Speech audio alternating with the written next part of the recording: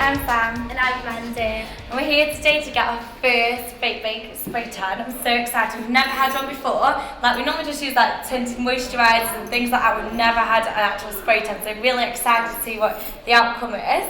Yeah, I mean, like, we're always like used to being quite pale anyway. We've never wanted to go over the top on our tan or anything.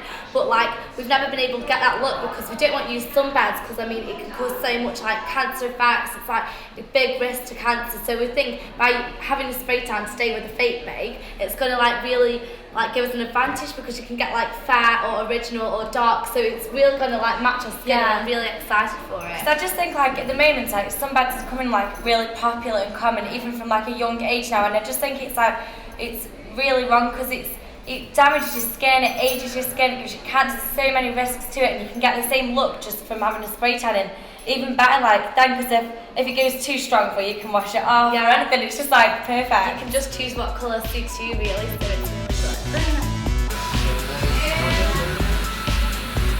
This is our first fake tan we've ever had and we are so happy with the results. We love it. I know it's gone all even, it's a natural looking tan. I just look like I've come off holiday. I think we're going to become addicted to it, definitely.